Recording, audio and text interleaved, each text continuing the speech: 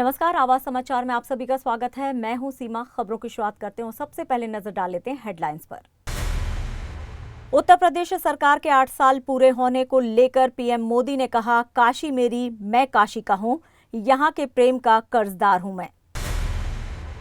केंद्रीय गृह मंत्री अमित शाह महाराष्ट्र के 2 दिवसीय दौरे पर। महायुति की अंदरूनी राजनीति में संतुलन साधने की कवायद। कन्हैया कुमार की पलायन रोको नौकरी दो यात्रा का पटना में समापन। मीडिया से बात करते हुए सचिन पायलट ने तेजस्वी को दिया झटका। सीएम कैंडिडेट पर बोले, चुनाव के बाद होगा फैसला। और आतंकी तहब्बुर राणा पर संजय राउत के बयान पर महाराष्ट्र के सीएम देवेंद्र फडणवीस ने कहा, मैं मूर्खों के बयानों का जवाब नहीं देता। और अब खबरें विस्तार से। सबसे पहले बात करते हैं पीएम नरेंद्र मोदी की। प्रधानमंत्री नरेंद्र मोदी उत्तर प्रदेश सरकार के 8 साल पूरे होने के बाद पहली बार शुक्रवार की सुबह काशी पहुंचे। बाबतपुर एयरपोर्ट से हेलीकॉप्टर से मेहंदीगंज स्थित जनसभा स्थल पहुंचे। यहां 39 करोड़ की परियोजना की सौगात दी। साथ ही 36 लाख बुजुर्गों को आयुष्मान कार्ड दिया। इस दौरान पीएम ने अपने भाषण में कहा कि महात्मा फुले जी जैसी त्यागी तपस्वी महापुरुषों के प्रेरणा से ही देश सेवा का हमारा मंत्र रहा है। सबका साथ सबका विकास, हम देश के लिए उसी विचार को लेकर चल रहे हैं जिसका समर्पित भाव है। सबका साथ सबका विकास। जो लोग सत्ता पाने के लिए दिन रात खेल खेलते रहते हैं, उनके सिद्धांत है परिवार का साथ परिवार का विकास। आज मैं सबका साथ सबका विकास के संकल्प को साकार करने की दिशा में पूर्वांचल से पशुपालक परिवारों को विशेष रूप से आगे बढ़ा रहा हूं। हमारी मेहनतकश बहनों को विशेष बधाई देता हूं। इन बहनों ने बता दिया है कि अगर भरोसा किया जाए तो वो भरोसा नया इतिहास रच देता है। ये पहले आप पूरे पूर्वांचल के लिए नई मिसाल बन चुकी हैं। थोड़ी देर पहले उत्तर प्रदेश के बनास डेयरी प्लांट से जुड़े सभी पशुपालक साथियों को बोनस भी वितरित किया गया। 100 करोड़ रुपए से ज्यादा आपके पसीने का, आपका परिश्रम का तोहफा है। पीएम मोदी ने कहा कि आज काशी सिर्फ पुरातन नहीं, मेरी काशी प्रगतिशील भी है। पूर्वांचल के आर्थिक नक्शे के केंद्र में है। काशी के स्वयं महादेव रखवाले हैं। कहा कि पूर्वांचल के अनेक हिस्सों से जुड़ी ढेर सारी परियोजनाओं का लोकार्पण और शिलान्यास भी किया गया। कनेक्टिविटी को मजबूती देने वाले अनेक इंफ्रास्ट्रक्चर प्रोजेक्ट, गांव-गांव हर घर नल से जल पहुंचाने का अभियान, शिक्षा, स्वास्थ्य और खेल सुविधाओं का विस्तार और हर क्षेत्र, हर परिवार, हर युवा को बेहतर सुविधाएं देने का संकल्प है। ये सारी बातें, ये सारी योजनाएं पूर्वांचल को विकसित पूर्वांचल बनाने की दिशा में मील का पत्थर बनने वाली हैं। काशी के हर निवासी को इन योजनाओं से खूब लाभ मिलेगा। इन सभी विकास कार्यों के लिए बनारस के लोगों को, पूर्वांचल के लोगों को मैं ढेर सारी बधाई देता हूं। आखिर में प्रधानमंत्री नरेंद्र मोदी ने भोजपुरी अंदाज में कहा। बता दें कि पीएम मोदी ने सभा में भोजपुरी लहजे का इस्तेमाल करते हुए कहा कि हमरे परिवार के, हमरे लोगन के हमार प्रणाम। आप सबको यहाँ हमें आपन आशीर्वाद देला। हम ई प्रेम के कर्जदार है। काशी हमार है, हम काशी के हो। संकट मोचन के दर्शन का सौभाग्य मिला। काशी की जनता आज विकास का उत्सव मनाने यहाँ इकट्ठा हुई है। आइए सुनते हैं क्या कुछ और कहा प्रधानमंत्री मोदी ने। काशी के हमरे परिवार के लोगन के हमार प्रणाम।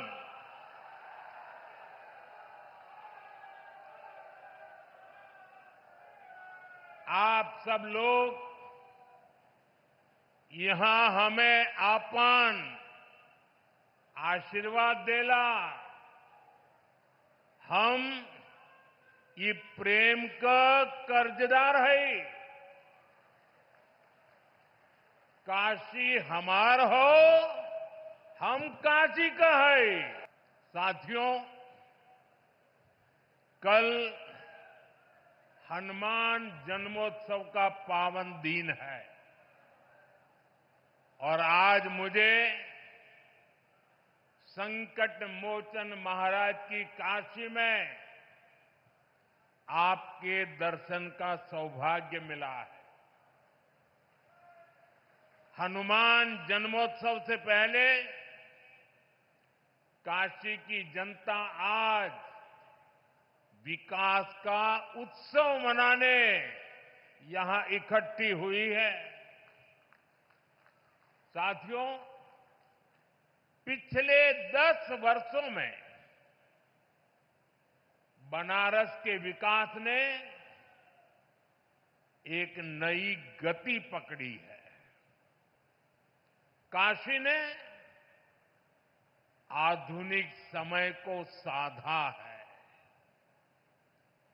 विरासत को संजोया है और भविष्य को उज्जवल बनाने की दिशा में मजबूत कदम रखे हैं। केंद्रीय गृह मंत्री अमित शाह महाराष्ट्र के 2 दिवसीय दौरे पर हैं। शाह अपने इस दौरे में 11 अप्रैल को देर रात 8 बजे पुणे पहुंचे। इसके बाद 12 अप्रैल को रायगढ़ में सुबह 10:30 बजे जीजामाता समाधि स्थल पर जाएंगे और इस दौरान रायगढ़ किले पर आयोजित एक सभा में भी शामिल होंगे। इसके बाद शाह दोपहर में अजीत पवार, एनसीपी के प्रदेश अध्यक्ष और सांसद सुनील तटकरे के घर भोजन पर भी जा सकते हैं।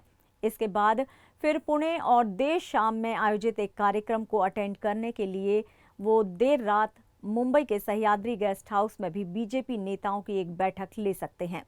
देखिए अमित शाह के महाराष्ट्र दौरे पर ये एक खास रिपोर्ट। केंद्रीय गृह मंत्री अमित शाह का रायगढ़ दौरा राजनीतिक दृष्टिकोण से एक सामान्य प्रशासनिक यात्रा नहीं, बल्कि एक राजनीतिक संकेत माना जा रहा है। विशेष रूप से तब जब ये दौरा एनसीपी के वरिष्ठ नेता और सांसद सुनील तटकरे के निवास पर आयोजित भोजन कार्यक्रम से जुड़ा हो, जिसमें महायुति के प्रमुख नेता भी शामिल हो सकते हैं। भोजन का ये निमंत्रण महज शिष्टाचार नहीं, बल्कि महायुति में चल रहे अंतर्विरोधों के बीच संवाद की एक सधी हुई पहल के तौर पर देखा जा रहा है। अजीत पवार ने खुद बयान देते हुए कहा था कि उन्होंने अमित शाह जी से अनुरोध किया था कि यदि वे रायगढ़ में हो तो तटकरे जी के घर पधारे। ये वक्तव्य इस आयोजन की पूर्व योजना और राजनीतिक मंशा को साफ उजागर करता है। महायुति सरकार में जिलों के संरक्षण मंत्री पद को लेकर रस्साकशी लंबे समय से चल रही है। ये पद केवल प्रशासनिक जिम्मेदारी का नहीं, बल्कि राजनीतिक प्रभुत्व की भी लड़ाई बनती नजर आ रही है। विशेषकर शिंदे सेना और अजीत पवार दल की दावेदारी इस पद को लेकर बड़े पैमाने पर है। दोनों एक दूसरे से टकराव की स्थिति में नजर आ रहे हैं। ऐसे में अमित शाह की मौजूदगी को इन मतभेदों को सुलझाने और एक सर्वमान्य फार्मूला तलाशने की दिशा में गंभीर प्रयास के रूप में देखा जा सकता है। एनसीपी सांसद सुनील तटकरे के घर भोजन आयोजन में उप मुख्यमंत्री एकनाथ शिंदे, मुख्यमंत्री देवेंद्र फडणवीस और अजीत पवार समेत स्थानीय मंत्री भी शामिल होने वाले हैं। ये आयोजन महायुति के शीर्ष नेतृत्व को एक मंच पर लाकर रायगढ़ जैसे राजनीतिक रूप से संवेदनशील जिले में एक सामूहिक संदेश देने का प्रयास भी है। साथ ही ये एनसीपी अजीत पवार गुट की बीजेपी के पार्टी के प्रति बढ़ते विश्वास को भी दर्शा रहा है कि वो बीजेपी को सच्चे दिल से अपनाए हुए हैं। विशेष रूप से 2024 के लोकसभा चुनाव के दौरान ये देखा जा चुका है। अमित शाह का रायगढ़ दौरा महाराष्ट्र की राजनीतिक गलियारों में मचे शोर के बीच काफी अहम माना जा रहा है। उनका कोई भी कदम केवल तात्कालिक उद्देश्य नहीं, बल्कि दीर्घकालिक रणनीति का हिस्सा होता है। रायगढ़ में उनका ये दौरा और तटकरे के निवास पर भोजन संभवतः महाराष्ट्र की राजनीतिक शतरंज पर शाह की अगली चाल का कोई बड़ा संकेत भी हो सकता है। बहरहाल अमित शाह का रायगढ़ दौरा औपचारिक कार्यक्रमों का हिस्सा लग सकता है, लेकिन इसके भीतर छिपे संदेशों की परतें गहरी हैं। ये स्पष्ट है कि अमित शाह का दौरा महायुति की जटिल राजनीति में न केवल संतुलन स्थापित करने का प्रयास है, बल्कि आगामी चुनाव से पहले गठबंधन की रणनीतिक दिशा तय करने की एक गंभीर पहल भी है। मुंबई से आवाज इंडिया के लिए सर्वेश तिवारी की रिपोर्ट। कांग्रेस नेता कन्हैया कुमार की पलायन रोको नौकरी दो यात्रा का शुक्रवार को पटना में समापन हो रहा है। यात्रा के समापन पर सचिन पायलट भी पटना पहुंचे। उन्होंने तेजस्वी को सीएम बनने पर पूछे ये सवालों पर बोला कि पटना के बाद पार्टी इस पर फैसला करेगी। बता दें कि कांग्रेस नेता कन्हैया कुमार की पलायन रोको नौकरी दो यात्रा शुक्रवार को 27 दिनों के लंबे सफर के बाद पटना में समाप्त हो रही है। इस यात्रा की शुरुआत 16 मार्च को पश्चिम चंपारण के ऐतिहासिक गांधी आश्रम से हुई थी, जिसका उद्देश्य बिहार में बेरोजगारी, पलायन और युवाओं की अनदेखी के खिलाफ जन जागरण फैलाना था। कन्हैया कुमार ने यात्रा समापन के मौके पर बताया कि इस पदयात्रा के दौरान राज्य भर के युवाओं और आम लोगों से जो समस्याएं सामने आई हैं, उन्हें एक मांग पत्र के रूप में तैयार कर मुख्यमंत्री नीतीश कुमार जी को सौंपा जाएगा। उन्होंने दोहराया कि बिहार से हो रहे लगातार पलायन को रोकना होगा और युवाओं को सम्मानजनक रोजगार देना सरकार की जिम्मेदारी है।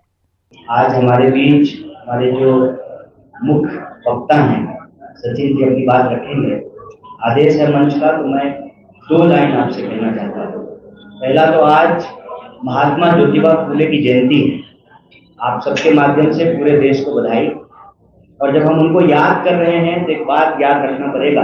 तो कहते थे कि शिक्षा के बिना बुद्धि का नाश होता है और बुद्धि के बिना नैतिकता का, नैतिकता के बिना विकास का, विकास के बिना धन का, और धन के नाश से जो बहुजन है उनकी तबाही होती है। इसीलिए बहुजनों के लिए शिक्षा सबसे जरूरी है।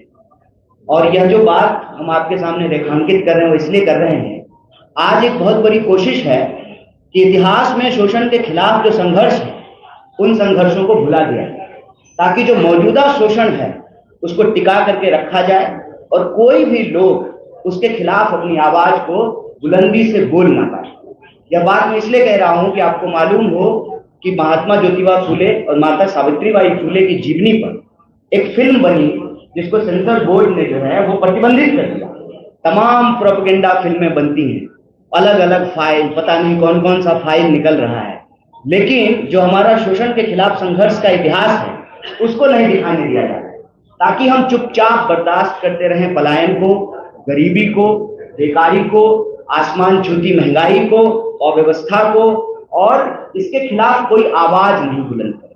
तो यह जो पलायन रोको नौकरी दो यात्रा है, यह यात्रा इतिहास के हमारे शोषण के खिलाफ संघर्षों को जोड़ना और मौजूदा समय में जो शोषित, वंचित, पीड़ित लोग हैं, किसी भी जाति के गरीब लोग, दलित, पिछड़े, अति पिछड़े, महिलाएं, आदिवासी, किसान, मजदूर, बिहार के आम आवाम के सवाल को हम उठा सकें। और यह यात्रा विभिन्न जिलों से होते हुए आज पटना पहुंची है और वही अपना हक की बात करने के लिए हम आज मुख्यमंत्री जी से मिलने का प्रयास करेंगे। इस यात्रा के दौरान हम विभिन्न जिलों से जब गुजरे तो लगभग 1 लाख प्रभावित वर्ग के छात्रों और नौजवानों से मिले।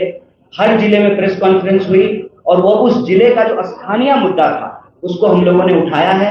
आज हम उम्मीद करते हैं कि बिहार के मुखिया जो बिहार की आवाज है, जो बिहार की मांग है, उसको सुनेंगे और उसका समाधान निकाल करके बिहार प्रगति के रास्ते पर, समानता और बराबरी के रास्ते पर, न्याय के रास्ते पर आगे बढ़ेगा। बहुत बहुत शुक्रिया। कि बिहार में जब जब जनता के बीच जाएंगे तो रोजगार का मुद्दा सबसे पहले उठेगा। जो बैकलॉग है उसको भरना पड़ेगा। जो लाखों लाख नौकरी के वादे सरकार ने किए हैं उसको पूरा करना पड़ेगा। और ये पक्षपात की राजनीति, ये भेदभाव की राजनीति, ये पैसा दो और काम कराओ, इस राजनीति को समाप्त करने के लिए आप नौजवानों को अपना भविष्य अपने हाथों में लेना पड़ेगा। मैं धन्यवाद देना चाहता हूं हमारे नवनियुक्त प्रदेश अध्यक्ष जी का, जिन्होंने युवक कांग्रेस को और एनएसयूआई को अपना हिस्सा माना, एक ताकत दी और संबल दिया। और वरुण जी और उदय भान जी ने और हमारे प्रदेश अध्यक्ष कबीरदास जी ने जो आप लोगों को इकट्ठा किया और मुझे यहाँ पर बुलाया है। आज सुप्रिया जी, मैं, हम सब साथी आप लोगों को विश्वास दिलाने के लिए आए हैं, ना सिर्फ इस यात्रा में, लेकिन इसके बाद जो जो आप प्रयास करोगे, जो कदम उठाओगे, जो डबल इंजन की सरकार है दिल्ली और पटना में, हर बात पे double engine, double engine, double engine. ये कैसा इंजन है? ये काम तो करता नहीं, सिर्फ धुआं फेंकता है।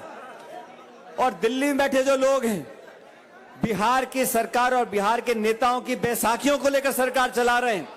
क्या मुख्यमंत्री जी और प्रदेश की सरकार समर्थन देने के बाद बिहार के बच्चों के नौकरी नहीं मांग सकते थे? बिहार के सरकार नीतीश जी के समर्थन के बिना केंद्र की सरकार नहीं चल सकती। मुंबई आतंकी हमलों के साजिश में शामिल आरोपी तहब्बुर राणा को भारत लाए जाने के बाद महाराष्ट्र की सियासत गर्म हो चुकी है। इसको लेकर जमकर बयानबाजी हो रही है। शिवसेना सांसद संजय राउत ने इसे बिहार और पश्चिम बंगाल के चुनाव से जोड़ दिया है। वहीं संजय राउत के इसी बयान को लेकर महाराष्ट्र के सीएम देवेंद्र फडणवीस ने निशाना साधा है। उन्होंने कहा कि देश के लिए गर्व की बात है, मोदी सरकार कर रही है और दूसरी तरफ मूर्खों जैसे बयान लोग दे रहे हैं। मैं मूर्खों को जवाब नहीं देता। उन्होंने कहा, मुझे अत्यंत संतोष और गर्व है कि तहब्बुर राणा जैसे आतंक के षड्यंत्रकारियों को अब भारत लाया जा रहा है। ये केवल एक व्यक्ति की वापसी नहीं है, बल्कि 26/11 मुंबई हमले के पीड़ितों के न्याय की दिशा में एक निर्णायक कदम है। पहले तो मुझे इस बात का बहुत हर्ष है कि मुंबई पर हमला करने वाले हमलावरों को और विशेष रूप से जिन्होंने षड्यंत्र रचा, ऐसे तहब्बुर राणा को भारत सरकार ने सफलता के साथ भारत में लाया है और हमारी जस्टिस सिस्टम को, हमारी न्याय व्यवस्था को उसे फेस करना होगा। मैं ऐसा मानता हूं कि एक प्रकार से जो हमारे दिल पर बोझ था कि कसाब को तो हमने फांसी दी, लेकिन षड्यंत्र करने वाला अभी बाकी है, तो उसको भी यहाँ पर लाने का काम ये भारत सरकार ने जो किया है, मैं प्रधानमंत्री जी का आभार व्यक्त करता हूँ। विशेष रूप से उन तमाम मुंबईकरों की ओर से जिन्होंने अपने परिवारजनों को इस हमले में खोया है। जहाँ तक इसके जांच का सवाल है, इसको एनआईए लीड कर रहा है। एनआईए इसमें इंट्रोगेशन कर रहा है महाराष्ट्र सरकार की ओर से और विशेष रूप से मुंबई पुलिस की ओर से। देखिए, पहली बात तो जो लोग मूर्खों जैसा बयान देते हैं उनको मैं कभी जवाब नहीं देता, क्योंकि दुनिया के सामने जिस समय कसाब को फांसी हुई उस समय ये पाकिस्तान की कॉन्स्पिरेसी थी, ये हमने प्रूव कर दिया। और आपको याद होगा उस समय हम लोगों ने डेविड हेडली का बयान ये एक प्रकार से ऑनलाइन दर्ज कराया और उसके कारण उस समय भारत सरकार ने हमको मदद की और हम लोग उसको बयान को दर्ज कर पाए, जिसके कारण ये पूरा पाकिस्तान का षड्यंत्र है, ये हमारे सामने स्पष्ट हुआ। इसलिए अब मुझे लगता है कि जो मूर्खतापूर्ण बयान है उसका जवाब तो भारत के न्यायालय ने दिया है, लेकिन आज इस बात का हम लोगों को बहुत संतोष है कि इस प्रकार का अपराधी जो हम चाहते थे कि हमारी क्रिमिनल जस्टिस सिस्टम के सामने आए, वो आज हमारे हाथ में लगा है।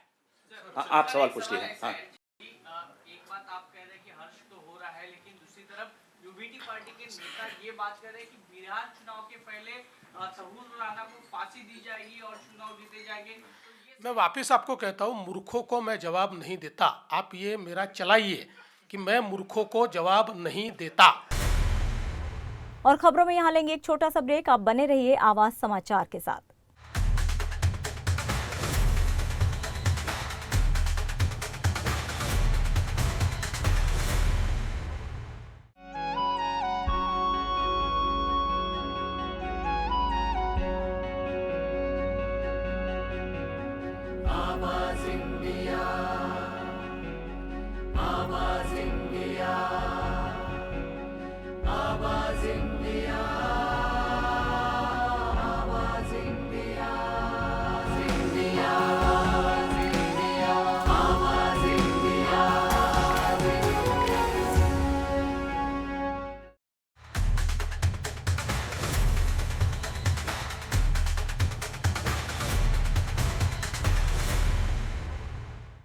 आवाज समाचार में एक बार फिर से आप सभी का स्वागत है।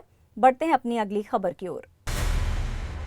महाराष्ट्र नवनिर्माण सेना के अध्यक्ष राज ठाकरे ने फिर एक बार मराठी भाषा का मुद्दा उठाया है। इस बार राज ठाकरे ने इंडियन बैंक्स एसोसिएशन को चिट्ठी लिखकर चेतावनी दी है, जिसमें उन्होंने लिखा है कि आगे से बैंकों में मराठी भाषा का ही इस्तेमाल किया जाए। अगर बैंक मराठी का इस्तेमाल नहीं करते हैं तो एमएनएस विरोध प्रदर्शन करेगी। राज ठाकरे ने लिखा है कि महाराष्ट्र में बैंकों को मराठी भाषा का इस्तेमाल करना ही होगा। ये आरबीआई के नियम के अनुसार है। उन्होंने इंडियन बैंक एसोसिएशन से कहा है कि वे बैंकों को यह आदेश दें कि अगर बैंक मराठी का इस्तेमाल नहीं करते हैं तो उसके बाद कानून और व्यवस्था की जिम्मेदारी बैंकों की होगी। चिट्ठी में यह भी लिखा है कि आरबीआई ने पहले ही बैंकों को 3 भाषाओं में साइन बोर्ड लगाने को और सेवाएं देने को कहा है। हर राज्य में वहां की भाषा का इस्तेमाल करना जरूरी है। इसमें कहा गया है कि बैंकों को 3 भाषाओं का इस्तेमाल करना चाहिए। ये 3 भाषाएं हैं अंग्रेजी, हिंदी और मराठी। गौरतलब है कि पिछले दिनों ही राज ठाकरे ने बैंकों में मराठी भाषा के इस्तेमाल को लेकर चलाया जा रहा आंदोलन रोक दिया था, लेकिन अब उनकी चेतावनी फिर एक बार मराठी भाषा का मुद्दा गरमा रही है। महाराष्ट्र के यवतमाल जिले में एक किसान को एक पेड़ ने रातों रात करोड़पति बना दिया। इस पर किसी को भी विश्वास नहीं होगा, लेकिन ये बिल्कुल सच है।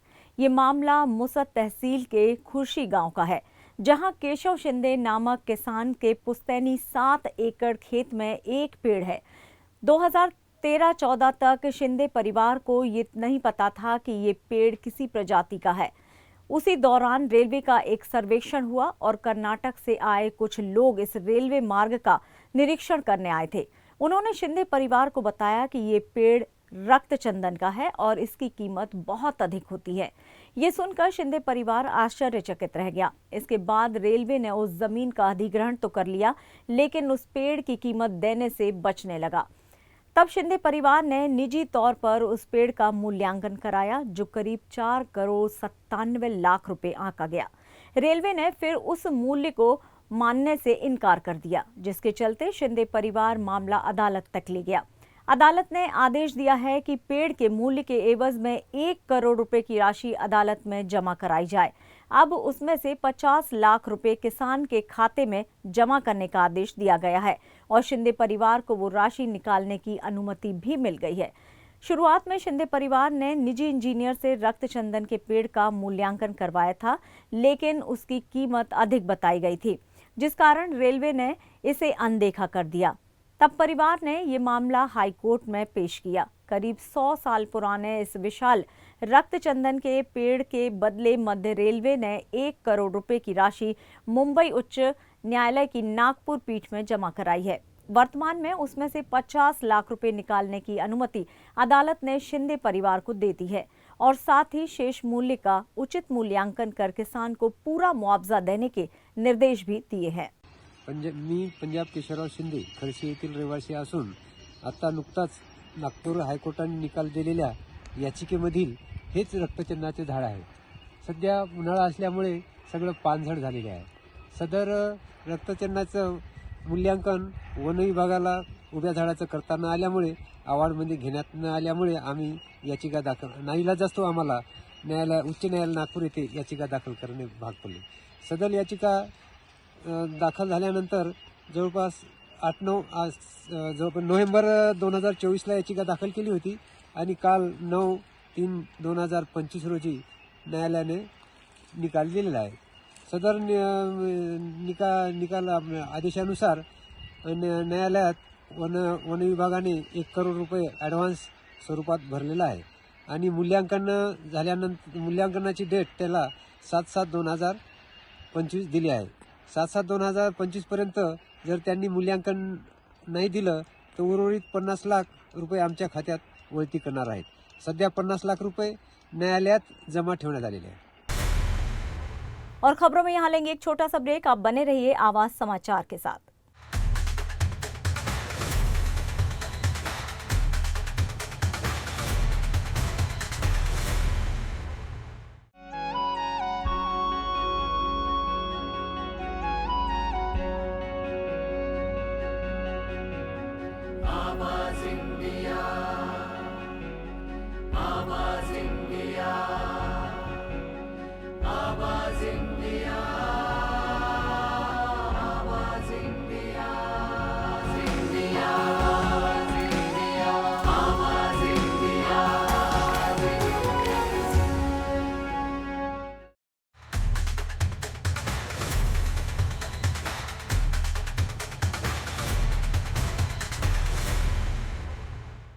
आवाज समाचार में एक बार फिर से आप सभी का स्वागत है।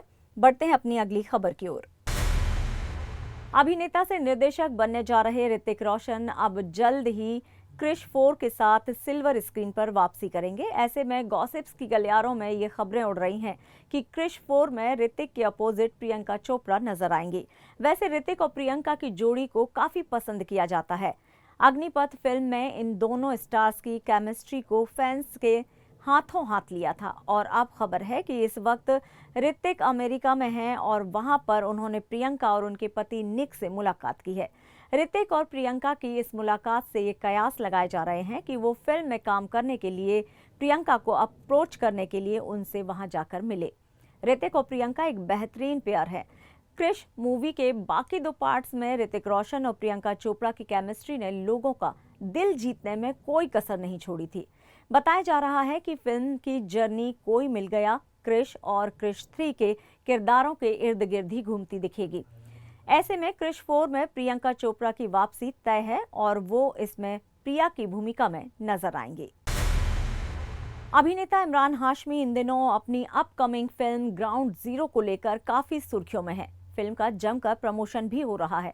उनके फैंस भी फिल्म का बेसब्री से इंतजार कर रहे हैं। इसी बीच इमरान ने एक चौंकाने वाला बयान दिया है। उसे सुनकर उनके फैंस भी चौंक गए हैं। ये तो सभी जानते हैं कि इमरान को सीरियल किसर के नाम से जाना जाता है क्योंकि उनकी हर फिल्म में उन पर किसिंग सीन फिल्माया जाता है। कुछ वक्त के लिए इमरान ने भी फिल्मों में सीरियल किसर की अपनी इमेज को बरकरार रखा था, लेकिन अब इमरान ने अपने सीरियल किसर टैग के बारे में चौंकाने वाली बात कही है। इमरान हाल ही में रणवीर इलाहाबादिया के पॉडकास्ट पर पहुंचे थे। इस दौरान उन्होंने अपने सीरियल किसर टैग के बारे में कुछ ऐसा कहा कि सभी हैरान रह गए। दरअसल इमरान हाशमी ने एक्सेप्ट किया कि एक समय था जब वो इस टैग से परेशान हो जाते थे। उन्होंने कहा कि सीरियल किसर टैग का इस्तेमाल सभी लोग मार्केटिंग के लिए करते हैं और फिल्मों में किसिंग सीन्स तब भी जोड़े जाते हैं जब उनकी जरूरत नहीं होती। इमरान के मुताबिक वो चाहते थे कि लोग उन्हें सीरियसली लें। उन्होंने कहा कि एक समय था जब मैं किसर के टैग से जुड़ा हुआ था और परेशान था। इमरान ने आगे कहा कि मीडिया भी उनके नाम के आगे सीरियल किसर टैग का इस्तेमाल करता था। इमरान हाशमी ने बताया कि कैसे उन्होंने सीरियल किसर की छवि से दूर होने की बहुत कोशिश की, लेकिन दर्शक भी उन्हें कुछ और करते नहीं देखना पसंद कर रहे थे। बता दें कि इमरान हाशमी की इमेज एक सीरियल किसर के रूप में तब बनी जब उन्होंने मर्डर फ्रेंचाइजी में काम किया। इस बीच इमरान अब जल्द ही ग्राउंड जीरो में नजर आएंगे। ये फिल्म सिनेमाघरों में 25 अप्रैल को रिलीज होगी। और फिलहाल आवाज समाचार में इतना ही। आप देखते रहिए आवाज इंडिया। नमस्कार।